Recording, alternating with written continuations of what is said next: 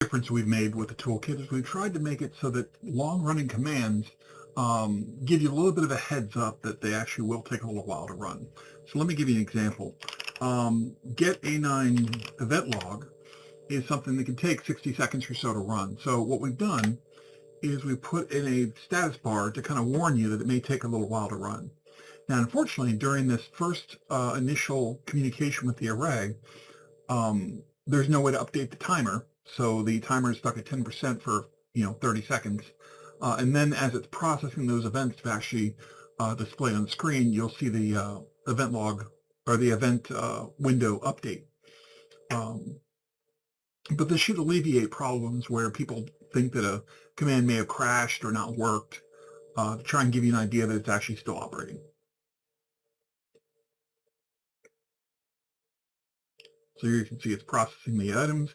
And again, there's 13,000 event logs here. And again, you can cast these events to a variable if you want to save them for later processing or filtering, that kind of thing.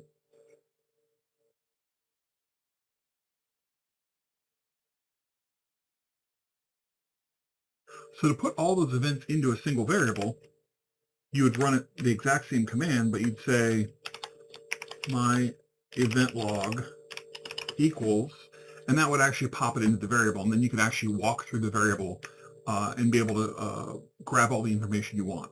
Remember, though, that the default formatter is put it into a table format, but it doesn't remove the extra object information. So when you push it into a variable, all that extra object information is still there for every single item. Another example of using an update is if I do, clear screen here, if I do the command get-a9 spare. So the array has a lot of spare capacity on it, and we want to make sure that that's reported properly, but it's a lot. There's a lot of lines on this. So again, I can't get a percentage completion on this, but at least I give you a little spinner to let you know that it's actually processing. We're going to be adding those spinners and progress checks to any event that takes longer than 60 seconds.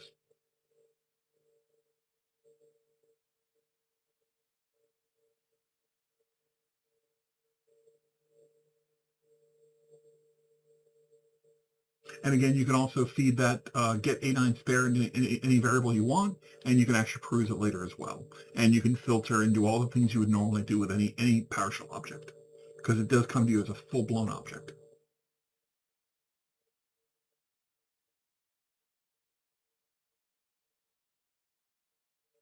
And again, sorry, but I had to choose the two events that had the longest time to completion so that you could actually see the differences between when the command has indicators that it actually is doing something.